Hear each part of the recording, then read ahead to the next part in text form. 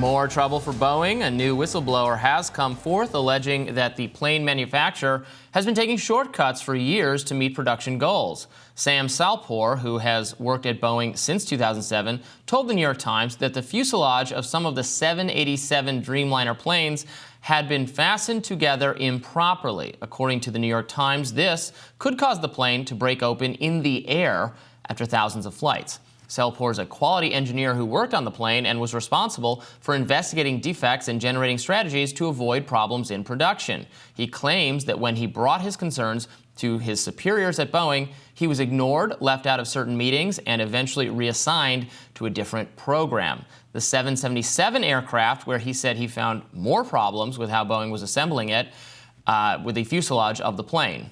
He says one supervisor threatened him with physical violence when he mentioned his concerns. Salpour detailed his allegations in interviews with the New York Times, as well as documents sent to the Federal Aviation Administration, which is now investigating his claims. Boeing spokesperson Paul Lewis said Boeing had done extensive testing on the Dreamliner and, quote, determined that this is not an immediate safety of flight issue.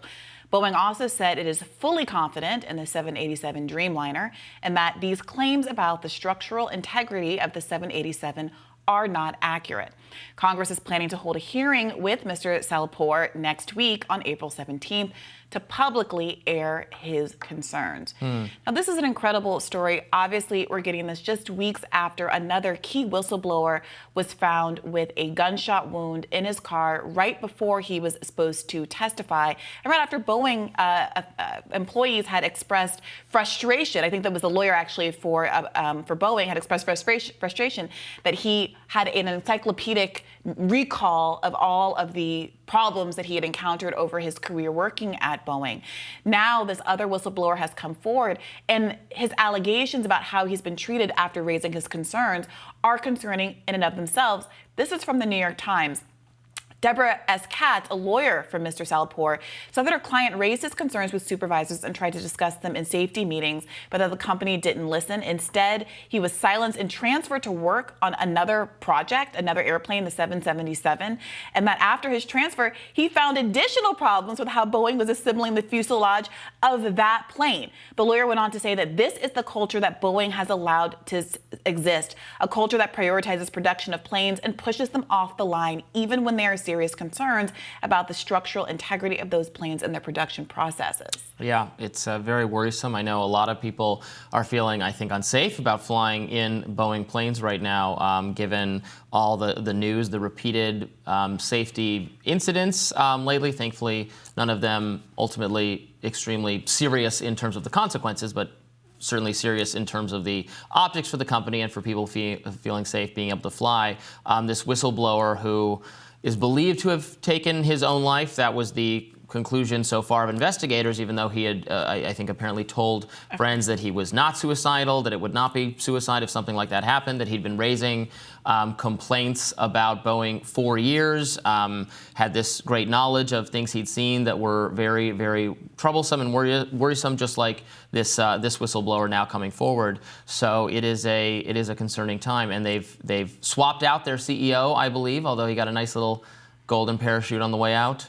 Yeah, I mean, look, the kind of conservative response to this has been to blame these problems on DEI. And while it certainly does seem like there is a cultural issue here, a culture of suppressing whistleblowers, transferring them to new projects, and a corporate culture that is pursuing the bottom line and profit at the expense of the safety of the public, which is another claim that Mr. Salpour has made. He said that that Boeing has been taking shortcuts on the assembly line that has resulted in some of the flaws that he says that he's observed. It is very interesting that our own kind of domestic political system seems to be morphing this into a question of whether or not simply too many non-white people were hired to work at Boeing. So Christopher Rufo had an interview with someone at Boeing in City Journal that I recommend, and this person does think the DEI ethos at the company is very much part of what's gone wrong. This person says that DEI is the drop you put in the bucket and the whole bucket changes. It is anti-excellence. Every HR email is inclusion makes us better. Says many of the workers at the actual factories are very conservative and don't agree with this viewpoint and feel themselves marginalized because it's being pushed on them. Is that an argument that conservative workers are sabotaging the quality of the product because they don't like DEI? That's a pretty scathing indictment. I don't think that's what they're saying. I think they're saying they're frustrated, and so maybe mistakes are being made because they're out of touch. Corporate executives are prioritizing diversity efforts rather than building good planes. Their feelings are hurt. I'm trying to connect what's going on in the argument between the DEI existing and the planes being made and improperly per these whistleblowers who don't seem to be raising DEI as an issue. I am just reading from this interview. I didn't do it myself. If Christopher Rufo would like to come on and explain more about it, I think we'd be. Well, I prefer to hear from the Boeing employee themselves instead of playing a game of telephone. But I do think it's really interesting that historically these exact kind of issues have been used to insulate multi-billion-dollar corporations from having consequences or having public backlash for their choices to put the bottom line in terms of public safety. I'm not sure why you're arguing with me. So right, but it's not. That is true. But wait a minute. How can you say we're not doing good by people? We're prioritizing diversity. That's not what I'm saying. I'm saying that this excuse that's being offered up that says it's not that Boeing has used hundreds of millions of dollars to lobby Congress to have liability shields and to not have accountability. It's this amorphous concept of DEI. It's the idea that I guess too many non-white people have been hired at the company. No, too many people who don't know how to build planes or are not the most qualified people to build planes. Right. And by contrast, what the whistleblowers have repeatedly said and what aviation experts that aren't this person have said is that Boeing used to be a company that was run by engineers and was known within the industry as being especially safe compared to all of the other planes in the industry because it was run by people who really prioritize quality. And the shift that happened wasn't a DEI shift. It was a merger and acquisition that happened, I believe, in the 90s that resulted in there being a prioritization of shareholder profits over the safety and investment in the industry, in the company itself. Why can't it be that and a prioritization of these artificial diversity values instead of valuing the most qualified employees? Because there's no evidence of it. Because there's no evidence of that. Well, I mean, there's no evidence that, again, the planes haven't actually fallen out of the sky yet. There's no evidence that it's all gone wrong yet either. I mean, a couple people speaking up saying the planes are being made poorly and all right, we got to investigate and we'll find out. Well, we literally had a whole category of planes grounded earlier this year because of the quick succession of events that happened in January of these kind of incidents happening, including a door flying off a plane mid-flight. And but for the grace of God of those passengers near the door having been buckled in, they would have been sucked out into the void of the atmosphere. Not to mention the fact that 2 planes did go down.